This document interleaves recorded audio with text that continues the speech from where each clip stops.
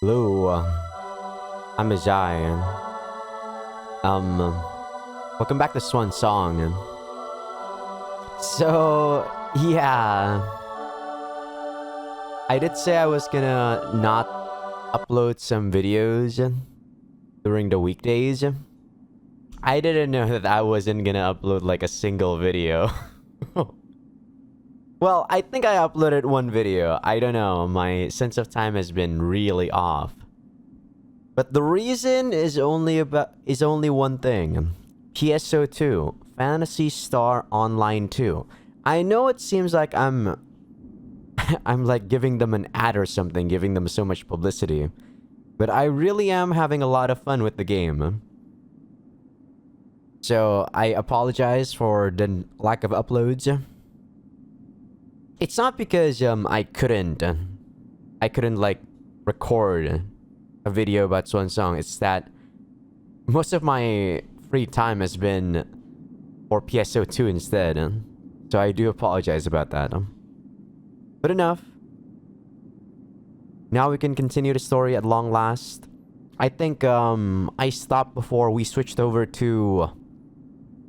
What was her name? Ryugeju's perspective, if I'm not mistaken. So, Tanomura was dead. I kind of remember that happening. So yeah, even though I haven't played this game in a few days, I still remember the story quite well. Didn't sit right with me, but it is what it is. Thankfully, I got PSO2 to, like, dumb it down. Or numb it down, sorry, not dumb it down. But yeah, let's continue. I tell Hoshino-san to gather everyone up. We have no more food or clothes. We managed to run away into the city's ruins after our temple burned down. But all the important facilities are under the school's control, and we're lacking resources. We're managing to survive by digging up steep snow and eating scarce grass, but it's obvious that people are going to die from malnutrition at this rate. Driven by fear of the enemy, we're running away in the desolate ruins. Fear covers our group with gloom. We have no way to fight back against them now, since our group consists mostly of women, children, and old people. If the enemy finds us now, we'd be killed without being able to do anything. It may be cruel to tell them the truth in the situation, but I'm out of ideas now. Maybe my mother was right. Even if a fake like me wishes for something, I can only lead them down a mistaken path. Please don't tell them the truth.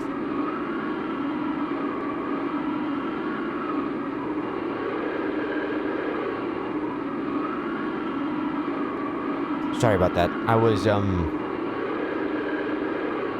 changing the audio on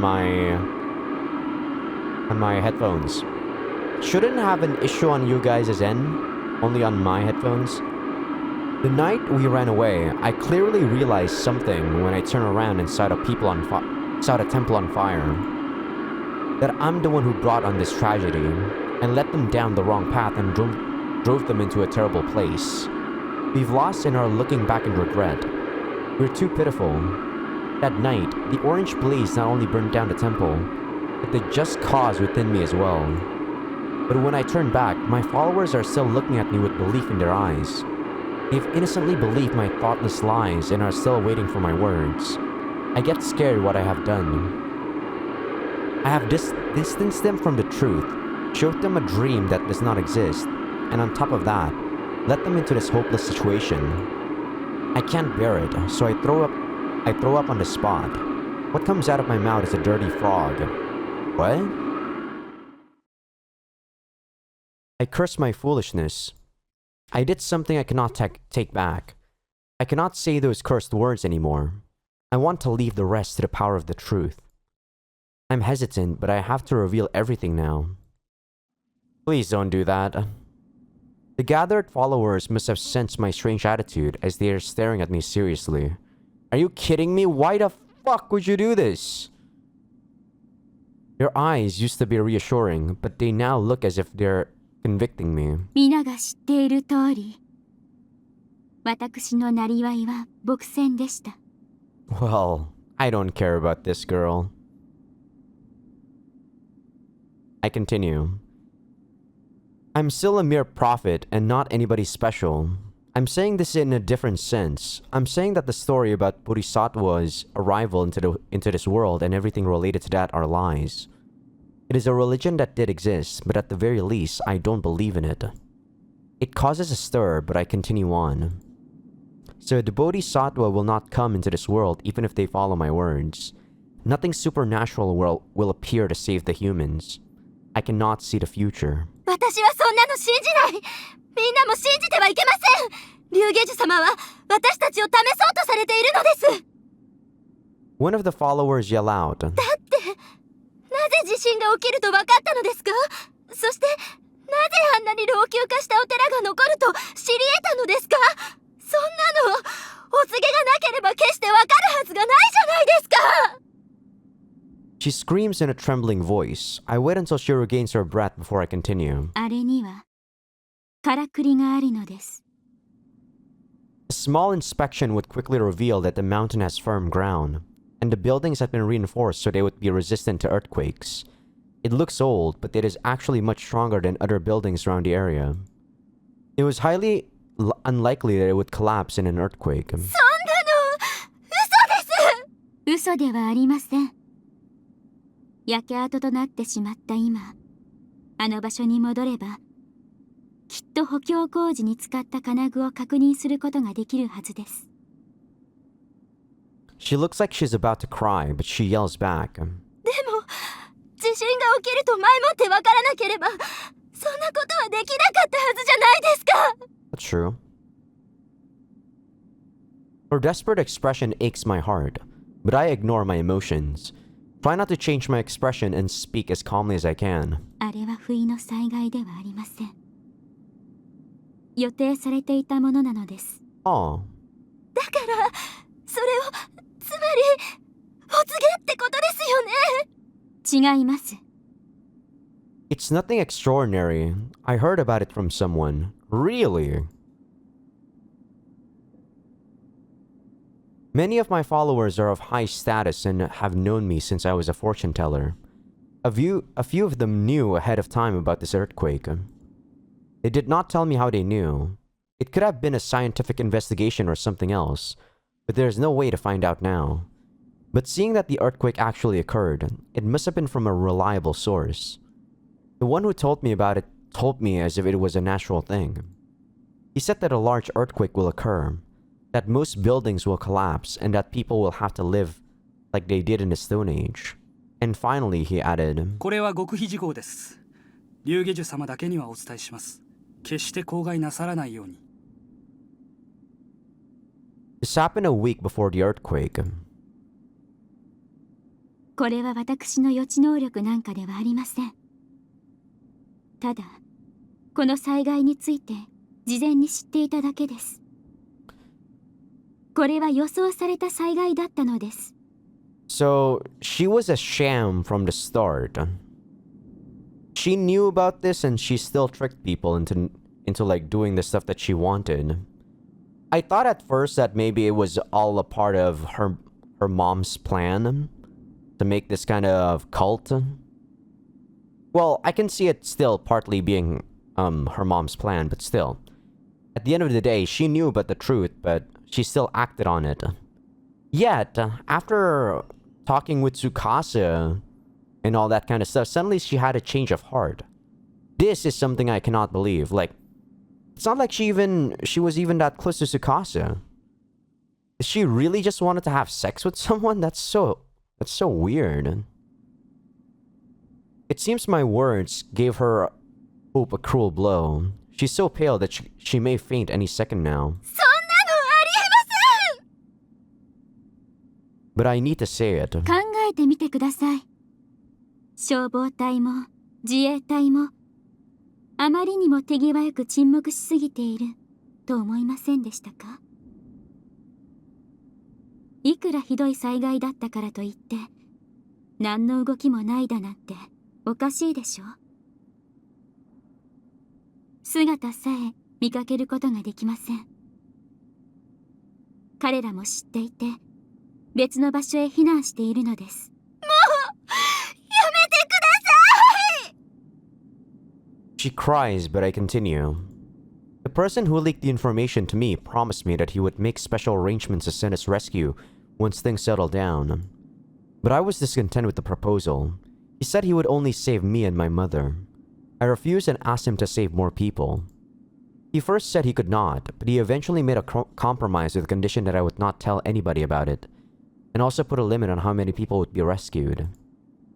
The number he proposed didn't sound like it would be enough, but I had to accept the offer since he said he could not make any more compromises. After that, I told my followers to gather up because I saw a great disaster coming. I had never given such a huge prediction, so I was worried if they would believe me. But about a third of them did.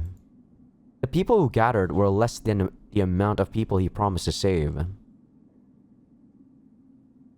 I probably could have saved more people if I broke the promise of keeping the secret. I thought hard about it. Even if I did reveal the information to the world, how many people would believe me? Not everybody would believe me, and it may have just created unnecessary chaos. I could not do it. You know what you could have done? You could have fled the country. That's a lot more smart to me. First of all, I only half believed the information myself. But the earthquake did actually occur. People's lives were destroyed, and people were attacked by unprecedented fear. And the need for a new religion arose, and that's how our doctrine was created. The arrival of the Bodhisattva was an extreme way of thinking, so we originally did not use it in the Daichi society, and I did not like the idea either. But once the world became more extreme, we knew we had to rely on it. I don't want to call it a necessary evil, but that's what we intended. I modified the teaching so it would suit the situation, and it actually did help people bear the extreme situation we found ourselves in. It hurt me to change the teachings of the Buddha for our goal, but I told myself we should actually be saved by the eventual rescuers as long as the people believed in it. But the rescue never came. They show no signs of coming even now. It was a complete failure. As I talk about all of this, I recall what my mother used to tell me. The true nature of a fortune teller is to shed light to the unknown tomorrow, and give the person enough courage to live the next day. We put on acts and learn many theories, so our words are believable. You can merely put us off as shams, but it's true that people cannot live without hope, and hope is to believe in a future that does not exist. Some fiction is necessary, so there's no need to feel guilty about lying. One can have pride in this job. I understand that this was the message behind everything my mother told me since I was a child. My mother was reluctant about this probably because she had pride in her job, using her skills to trick her followers and count on the rescue. My mother must have thought that it was an insidious job. As mother said, we are merely watchmen of dreams and should only live in a world that has no connection to reality. But I pushed it aside and did it my way. This is the result of it. And now, I'm confessing everything and destroying what my mother valued the most. My mother valued me dearly, but I'm betraying her in a terrible way. I want to cry, but I shouldn't cry now. I concentrate on keeping my mask on and continue talking. Oh boy. I hope you're ready for what's about to come, Ryugeju. I give concrete examples to make my case more believable. I think I was able to do it well. My tone did not change one bit. And I tell them everything. Everybody is hanging their heads silently. It's scary to think what may be going through their minds. But I also feel refreshed as if things are back to how they should be. This may be how a death row prisoner feels when he steps on the 13th step. これで私のお話は終わりです。もう私にはあなたたちに何かを訴えかける資格も意思もありません。お芝居は終わり、役は落ちました。私は自分のした罪を自覚しております。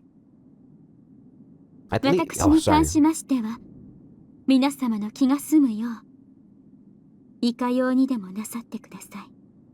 At least she knows what's coming to her. I say my final words. There was no need to fear that my words would tremble. Words naturally came out of my mouth as if they were pulled out with a string. When I shut my mouth, I get a feeling as if something is escaping my body. It feels like I've become part of the snow. ふざけないでよ Koike-san screams and glares at me with scary eyes. 今さら何を言ってるんだ私は娘を娘とまでちきしょうお前のせいだよくも騙しやがって I know this is like a very bad way of thinking, but I do think this way, you know. When you get tricked by someone, it's partially their fault, but it's also partially your fault. When you try to blame them for your own, like, dumbness or whatever, I do think that's, like, ridiculous. A rock comes flying and grazes my head, and warm blood trickles down my temple to my chin. Well, like I said, I don't really care that much about Ryugeju. The only one I care about, really, in the end, is probably Tsukasa and Takuma. Takuma's kinda going nuts, though, so I definitely expect him to die sometime soon. Tanomura was a bro, but he already died, and that was kind of a shame. The girls, I don't really care that much about the girls. Yuka, if she's gonna be okay, that's fine. Hibari, I guess it's kind of sad for her. Aroe, I do not have compassion for Aroe, I'm sorry. If I was Tsukasa in the very first place, I wouldn't ever take Aroe with me. And again, like I said, I'm not exactly a kind guy. They trapped me in a small room. The cracked walls are all around me. The room is dark, and the small window only provides enough light to dimly light up my white clothes. They decided to hand me over to the school as the main culprit and surrender. I can't tell if that's the correct choice, but at any rate, I don't have the right to say anything about their decision. And once I'm handed over to the school, the people at the school would decide what to do with me. Everything would be determined automatically. There's no more need for me to think, so I let my mind wander and think about whatever I want. When was the last time I was able to think freely? This place reminds me of when I was a child, so I decided to think back to when I was a child. I was free back then. This make it seem like she's a victim, but in my opinion, this is also, like, wrong. She's not a victim. She know full well what she was doing. I think she said she can think freely now. She could have think freely any time. During the time when she was also manipulating everyone else. Do not give me this bullshit. They want me to, like, sympathize with Ryugeju, but I do not feel sympathy for her.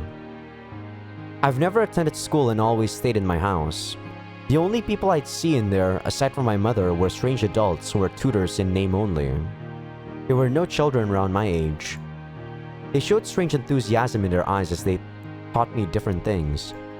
They all had different backgrounds to their ideas, so even though they all talked about similar things, their expressions were all different. I was baffled. It did not mean only one of them was right, as they all sounded right to me. They all sounded equally convincing, and they all believed in their correctness. I wondered what was right. Before I noticed, their words kept echoing in my head and I thought I would go crazy. I asked my mother for help since it got so loud in my head that I was scared. She only told me to go read certain books in the study.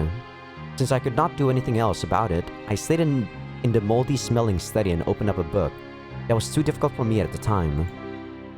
I used a dictionary whenever I came across a word I didn't know, and I memorized figures of speech that I did not understand. I read one book after another as Mother instructed me to do, and one day, I experienced something strange. When I was staring at the difficult text, a bright light suddenly appeared before me. I think it was the sparkle of a new concept. The light took me to a higher plane, and the loud separate voices became one voice. What the fuck? The jarring voices that I feared turned into a gentle harmony. It was dazzling excitement. All those conflicting opinions actually meant one thing. There's probably this one thing that contains everything in this world. If I can figure out this one thing, I'd probably be able to understand everything in this world and become friends with everybody. I kinda understand that she's trying to, like, give an explanation that she reached enlightenment, but this is kinda creepy. I felt proud, as if somebody had told me a big secret in the study. And when I noticed, I couldn't get away from the study. Even after my initial problem was solved, I continued to read random books in search of more experience. I distanced myself from the world and devoted my whole childhood to the books in the study. Thinking back, this was my mother's scheme to make me read proactively. I fell for it, and since then, my closest friends were old books and writers who died a long time ago. I felt life in the books. Being in the small space between the bookshelves calmed me down as if I was surrounded by best friends. It was a place filled with happiness and freedom from everything else. Eventually, the tutors stopped coming to my house, but I didn't realize that they were gone. I recalled that I didn't talk much with my mother, so the books were the only ones I talked to back then. And thus, I spent the majority of my time in the study. I closed my eyes and imagined what I was like back then. She looks like Aroe actually. The young me in my imagination is also closing her eyes. She has her elbows resting on the table, with her chin on her hands. She's rubbing her bare feet together because they're cold. My hair looks messy because my clumsy mother would cut it, but I didn't even care about it back then. I really like my uneven hair. And many gentle and intelligent books are surrounding the young girl.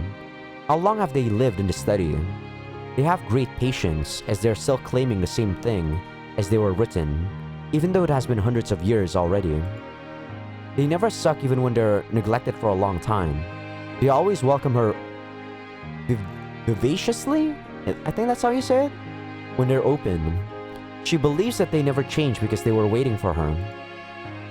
That's what she thinks about the books. They always tell her about new places, people, and stories. They make her sympathize, move her, and makes her think. Some show her harsh things, but they're only trying to tell her the truth. They're speaking to her with all their might to take her to the right place. You know, this way of thinking isn't that different to, you know, having an imaginary friend. I don't know though, as much as I have an imaginary waifu, at the end of the day, my mindset is still grounded by reality. Like, I know in my mind that my waifu is not gonna love me back. So I do wonder if people that are so engrossed with their own imagination, are they fully engrossed with it that they disregard reality? Or do they actually know at the back of their minds that this is something that's not right, or that's, you know, that's uncommon? I wouldn't say not right, because anything is okay as long as it's for you. Like, as long as you're not hurting anyone else. Like, if you want to believe if this is true, then that's okay, right? It's just an uncommon thing, right? I don't think this is wrong. Like, by no means I don't think this is wrong. I'm just curious, like, with people like these, do they really go that far deep into their imagination and not come back? What kind and gentle beings they are. And they are amazing. They bloom flowers of different colors, create strange animals, and bring many wonderful people inside her mind. The wind they create prudently brushes her, and the shining light always surrounds her warmly. The water is cold and pure, and the soil is soft and reliable. And the most wonderful thing about them is that they all appear once she closes her eyes and erases the scenery around her. So she isn't lonely anymore.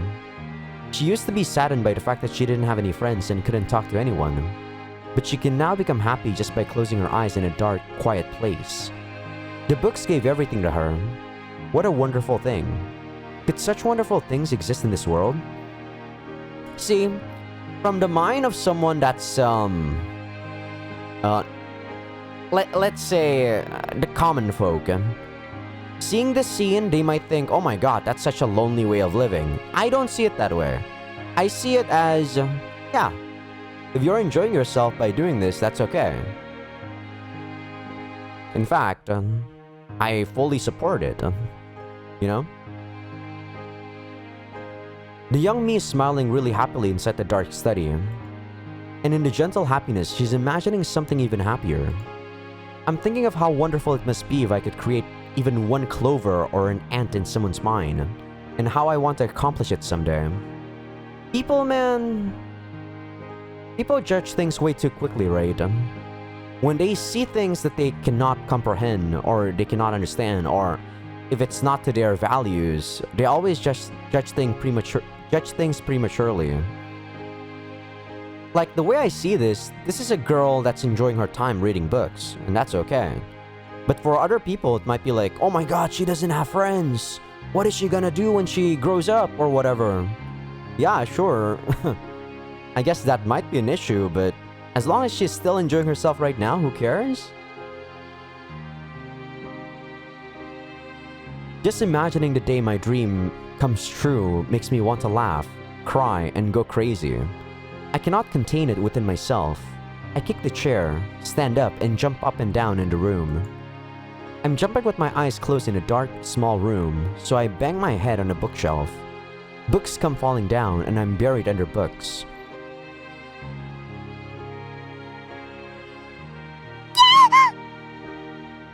I swear, man, after this scene, they're gonna jump to her, like, being raped or something, just to show a contrast of how ridiculous the scene is.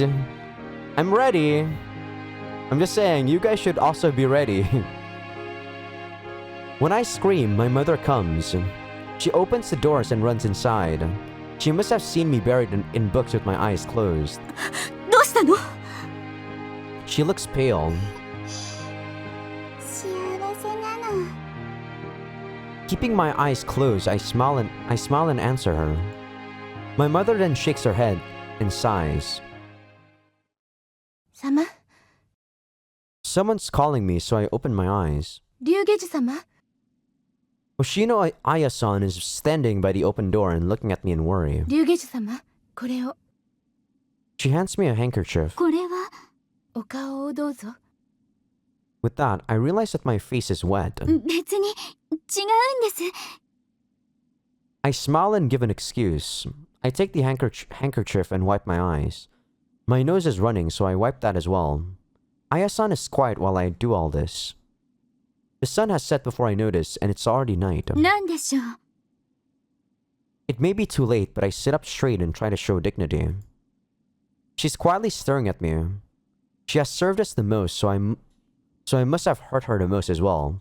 The thought aches my heart. こんな一人で私のところに訪れるなんて、あやさん不用心ですよ。逃げ出したらどうなさるおつもりですか？それはしないでいただけますか？ Aya-san sounds troubled. お約束はできませんよ。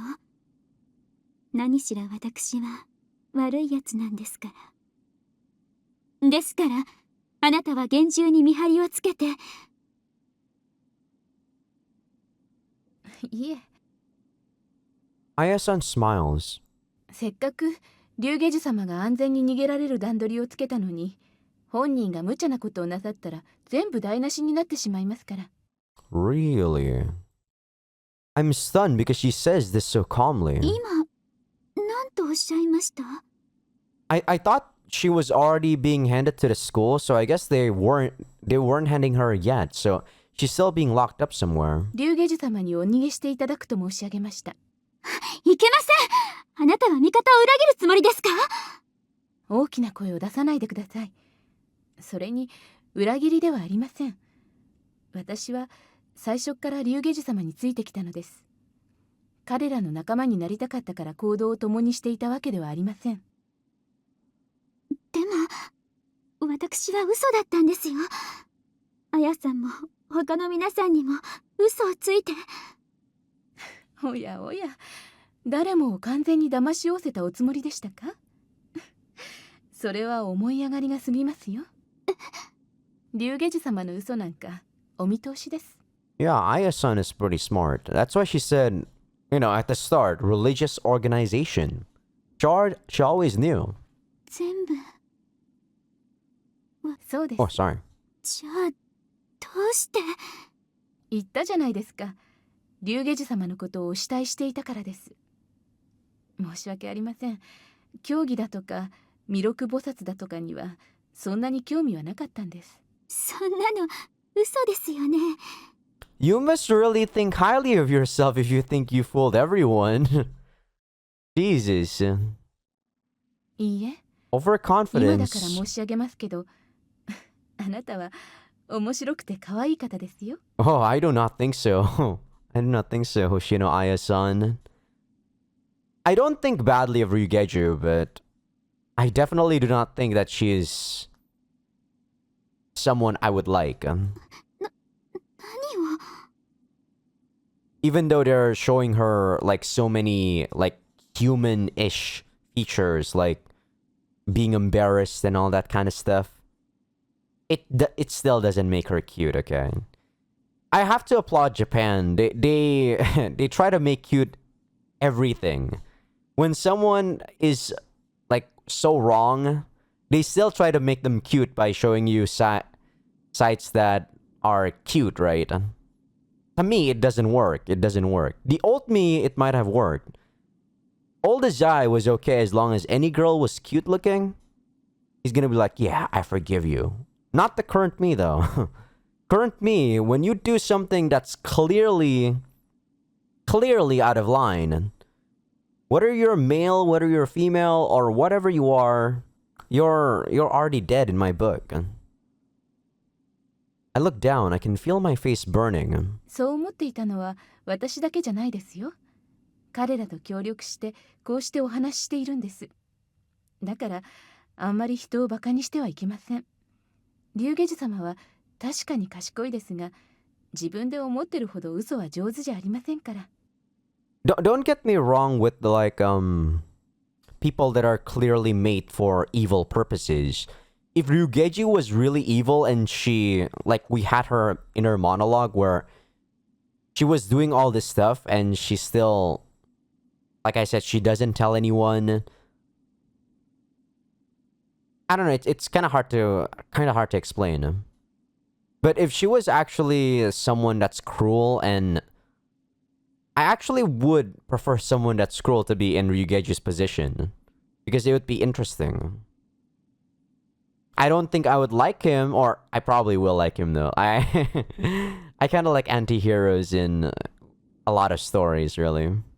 ごめんなさい。 But you know, I just see them as interesting. I look up again. 何ですか？私はもう龍下樹じゃないです。そういう風に呼ばないでください。太子と呼んでください。あとそんな風に言われても困ります。もっとこう、なんで笑うんですか？私は本気で。I guess this is what I don't like when it comes to stories. I don't like it when they try to really not make the situation too serious. They try to lighten the situation, or they try to make you feel sorry and make, you know, like I said, they try to make you sympathize with Ryugeju here after what she did. And yeah, she wants to save people, but I don't think that's her main thing. I think she's lying to us. She's lying to the whole narrative. But I know that's not true because, you know, the truth is in the text. But I do not think so. Like, it's my own interpretation. After playing Subahibi, you guys understand where I'm going at. 可愛いですね。ドキドキします。 Shino Aya, you're weird. そんなことないです。 I can't bear to look at her, so I wipe my face with a handkerchief. A bit of the snot I wiped earlier sticks onto my cheek. とにかく She suddenly makes a serious expression. 今すぐここを出ていただきます。今なら抜け出すことができます。さあ、逃げましょう。 She grabs my hand. いけません。どうしてですか？いずれにしたって私が責任を取らなければいけない事実は変わりないんです。騙された人たちはいますし、それに、私が逃げたらどうなりますか？私を人質として突き出せなければ、彼らは学校の方に受け入れてもらえないかもしれません。Are you freaking retarded? You know the people at the school are just gonna kill everyone, right? You see Takuma? Do you think that's the guy who would understand, even if they give you a hostage, that they would accept the people they were fighting? Like, where suddenly everyone became dumb. What happened? それは Aya-san clouds her ど face. っちみち彼らが受け入れられることはないでしょう。 Thank you! Oh my god, someone with actual brain. 竜下樹様はそのあたりの人の気持ちというものには疎くいらっしゃいますよね。でも今までの成り行きと相手の態度を考えれば明白なことなんです。無謀ですよ。気がついた者たちはすでにもうこの場を去っています。ここに残った彼らは理由もなく全てを捧げさえすれば助かると信じきっているんです。そしてあるはずもない都合のいい妄想に浮かれて。でも、それは私が彼らを欺いたからで、そうでなければ。いいえ、 Aya-san sadly shakes her head. 結局彼らはそういう人間なんです。現実も自分の姿さえも静止することができない人種。彼らは本当の苦しみから解放される代わりに深い味わいを知ることもできません。竜下樹様が何もしなくても同じような希薄な生き方しかできなかったでしょう。 That's kind of a harsh way of putting it, but I can't say I do not agree. 何を？竜下樹様が責任を感じる必要はありません。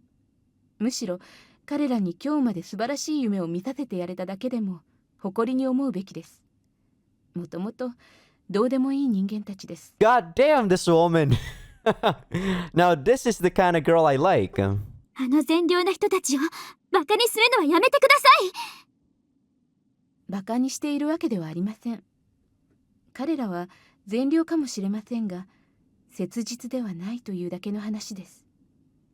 彼らにとっては希望なんてものは古くなったら履き替える靴のようなものに過ぎないのです。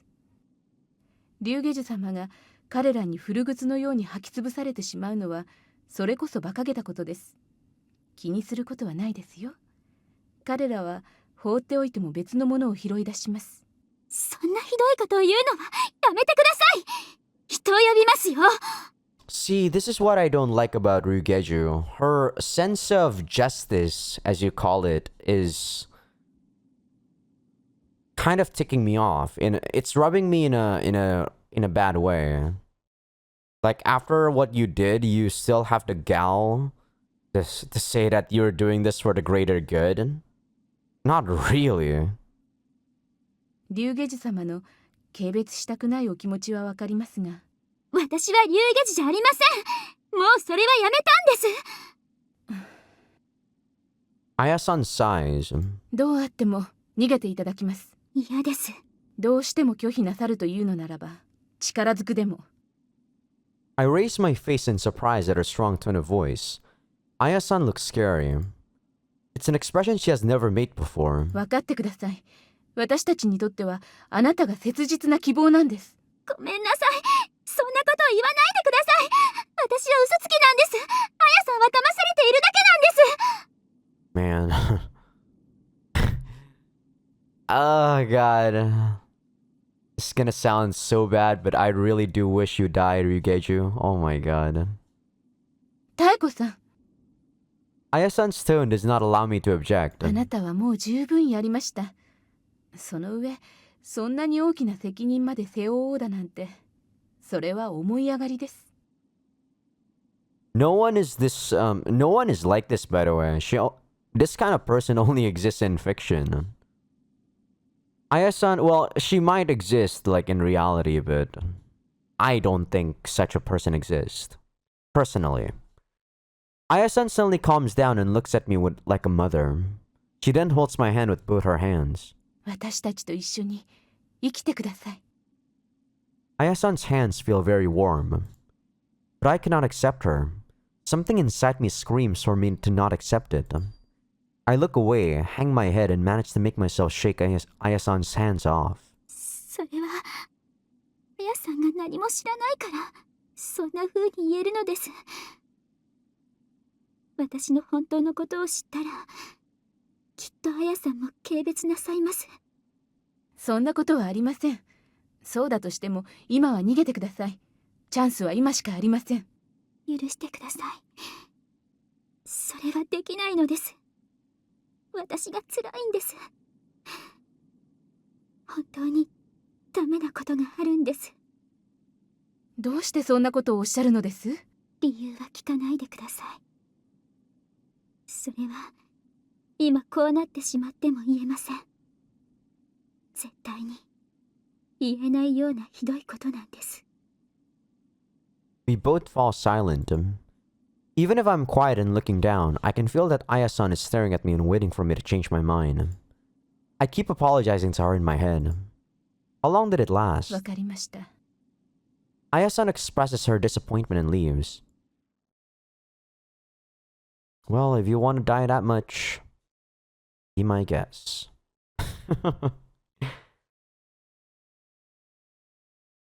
I know I sound cruel to Ryugeju, but I really do think that she's faking.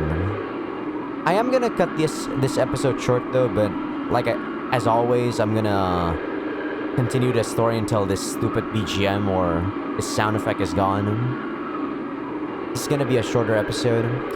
It's a snowstorm now. The wind is making me lose my balance as I'm not stable because I'm carrying too much. And my leg is still hurt too. The scenery looks completely strange now. It's been 3 months since the earthquake. The snow has piled up without ever being plowed and has completely covered all the buildings. All the buildings have snow stuck to them, making them look like strange ice objects.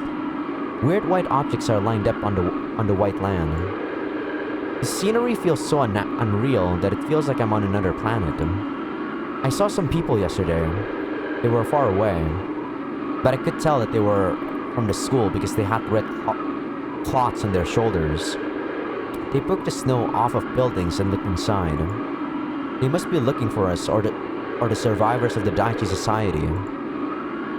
We were fortunately not found, but it'll only be a matter of time before they find us. So we decided to find another place to hide. We tied all the necessities to a climbing backpack and set out into the snow. That's where we are now. Aroe is carrying a bag on her back as well. I thought she wouldn't like it, but she looks surprisingly normal. She must be in a good mood today, and she's picking up snow with a smile. She might have forgotten that she's carrying something. In contrast, Kawase-san's condition is seriously bad. I haven't told her the details of what I saw at the church. She was already awake when I returned and didn't ask anything even when she saw me. She probably sensed something from my expression. She's clearly changed from before. Right now, she's staring down at her feet and walking like a ghost. Her pace is so slow that she's slower than Aroe, who's loitering on the way. She needs to rest. To do that, we need to find a place we can settle in. I've dug through some of the snow towers, but the buildings were in no condition for people to live in. As we cross the vast snowfield, Kawase-san finally collapses. I stop, but she doesn't get back up. I walk to her. Kawase-san moves her hand and gestures me to go away. Aroe copies her. 私もう疲れちゃった。川瀬さん、ほら見てよ。雪がすっごく白くて綺麗だね。私これに生まれたいな。Kawase-san scoops up snow with her hand and smiles. どうしたんですか？立ってくださいよ。なんだか力が入んないんだよ。こりゃゲームオーバーみたいだね。ダメです。立ってください。ほっといてよ。でもダメですよ。Kawase-san closes her eyes. 今までありがとうね。楽しかったよ。アロエをよろしくね。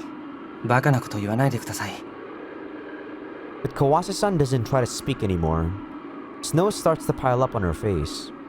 I brush the snow off and speak to her. 僕の話を聞いてくれますか？ Kawase-san doesn't answer. I ask again. 時間の無駄だよ。 Kawase-san finally answers, even though our eyes are still closed. じゃあ勝手に話すことにします。 I put my backpack down in the snow. I take a candy out of my pocket and give it to Aroe, who's standing bored nearby. Aroe smiles happily when she sees the silver wrapping. 僕は子供の時手を怪我しました。そして前のようにピアノを演奏することができなくなったんです。カースさんもこれは知ってますよね。 Kawase-san's eyelids slightly move. It seems she's listening to me. その時父さんは僕にもうピアノをやめろと言ったんです。どうせ無駄だからやっても仕方ないって。医者も元のように動くとは一言も言ってくれませんでした。実際今になっても何一つ良くなってはいない。だから確かに僕のしていることは無駄なんでしょうね。このままピアノなんか続けていたって僕の一生はただ無駄な努力を積み重ねるだけのもので、なすこともなく死んでしまうのかもしれませんが、僕はそれでもいいと思っています。もし多くの人が生きてることの意味は幸福なのだと考えているのだとすれば、僕はそういう普通のあり方とは随分離れてしまっているのでしょう。 I think, Tsukasa is a really weird guy. Most people, when they know that they can't achieve their dream, they try to change their happiness into something else. But he still strives towards that happiness of playing the piano. I kinda salute him for that. That's pretty admirable.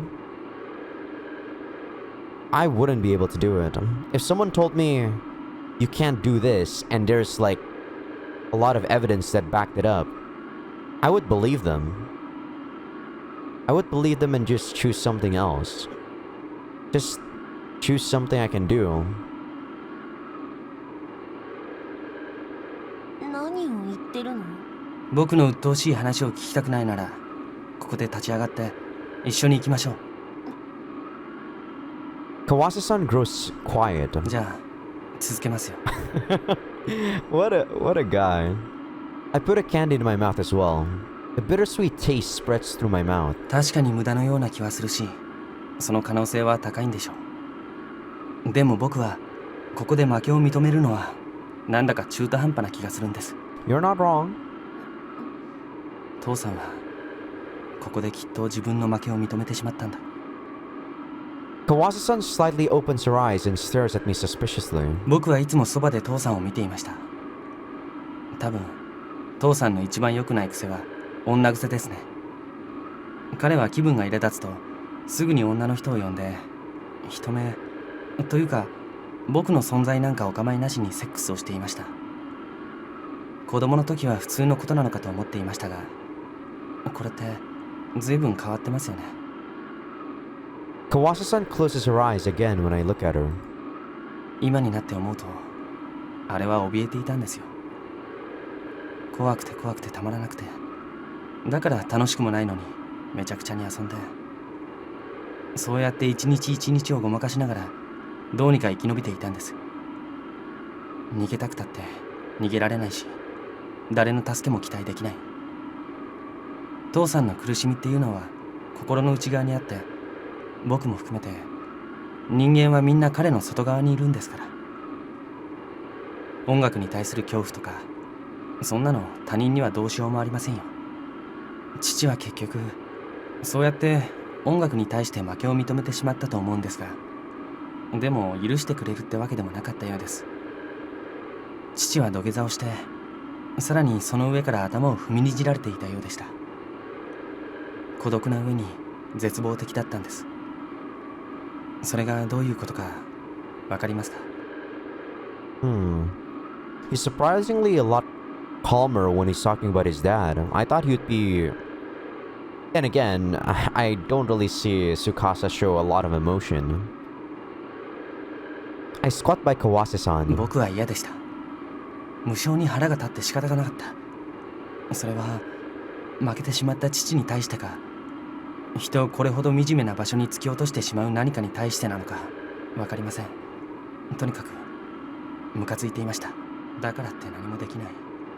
誰も父を救えなかったように、僕も父の戦いを手伝うことはできないんです。やっぱり僕も他人なんです。 Did his voice suddenly get 外から like 見てるだけじゃ weaker? 父を絶望させた者の姿さえ見えない。でも不思議なんですよ。手の怪我をした瞬間からそれが僕にも見えるようになったんです。あのどうにもならない無慈悲な意志が僕も標的に加えたんですよ。思うように動かない手を見るたびに、それは僕に呪いの言葉をささやくんです。すると心には嵐が吹き荒れ、何もかもめちゃくちゃにしたくなるんですよ。自分も含めて。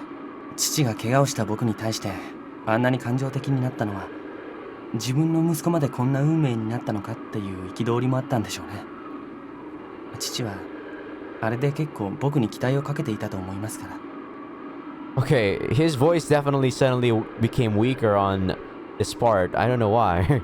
I didn't change any of the settings. It suddenly became louder again on this part. 初めは僕もどうしたらいいのかわからなかった。あまりにも相手は絶対的すぎて勝ち目なんか見つからないし、かといってどこにも逃げる場所なんかない。誰も助けてはくれないし、助けられないのもわかる。こんなことなら死んだ方がずっと楽なんだと、そう思ってました。でもその考えを受け入れてしまうのは嫌でした。負けを認めた父だってその最後のカードだけは切っていない。彼はなんだかんだ言って未だに戦っています。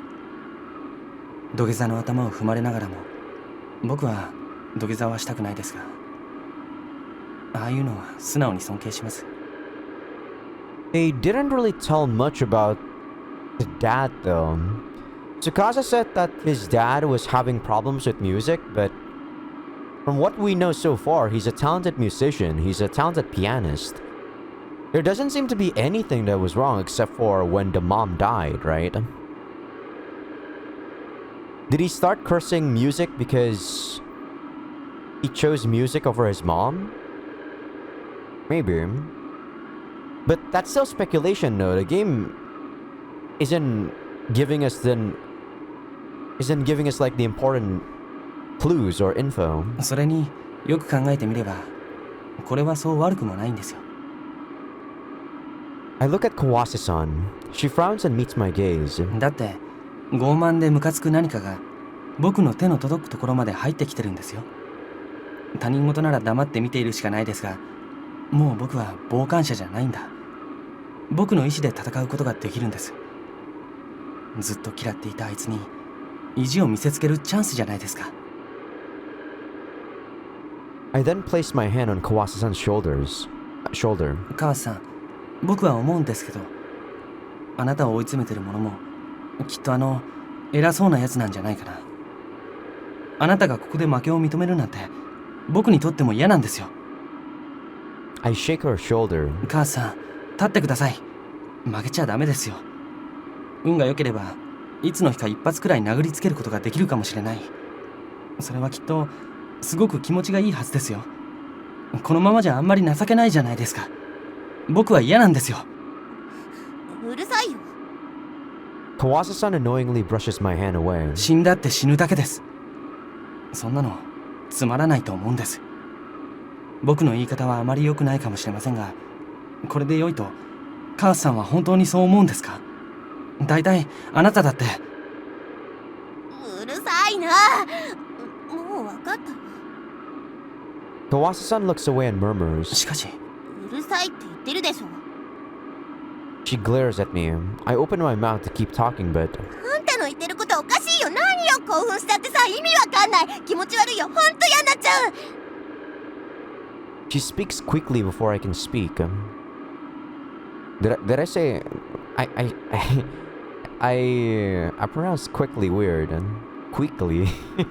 Then starts patting the snow off of her clothes. でも川瀬さん、うるさいうるさい。大体司は分かってないよ。私が死にたいなんて本気で思うわけないじゃない。バカじゃないの。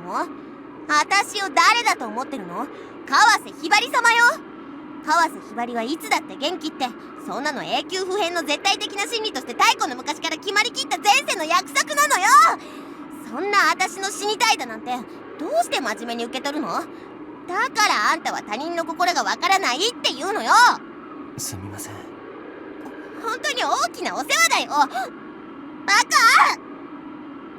Kawase-san has tears in her eyes as she throws snow at me.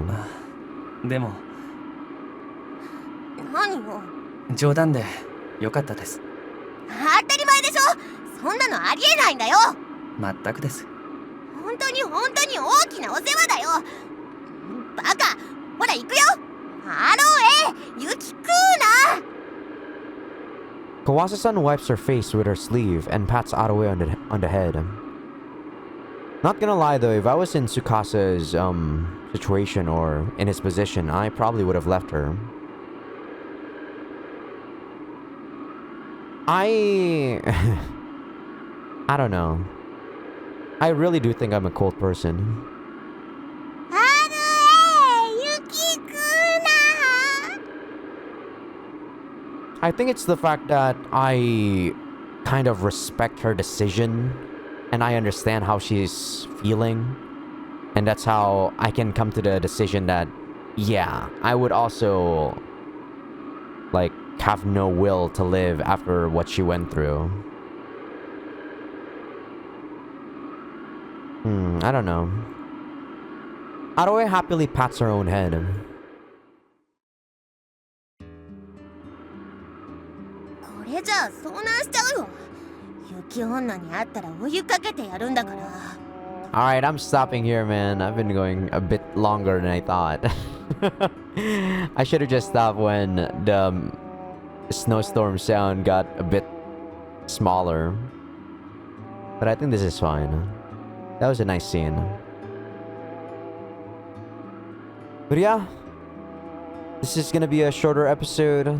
I will be doing shorter episodes like this more often, probably. I'll try to do a lot of these recordings during weekends, but no promises, considering PSO2 is taking a bunch of my time. Don't get me wrong, I still enjoy this story, but it's been so long for me to enjoy just a normal game where I can just have fun doing whatever. It's a different kind of enjoyment.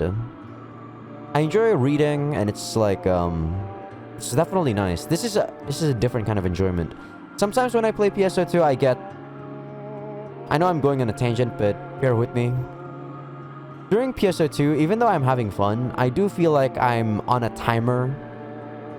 Because I need to do this after this, I need to do this after that, I need to do this. It's kind of stressful. But when you read a story like Swan Song, you can just leisurely do it whenever you want. And it feels very liberating. But yeah, enough about my banter. So thank you all for watching. Gris, I'm sorry, this one came out long. But I hope you enjoyed nonetheless. I'll see you guys in the next one. Peace out.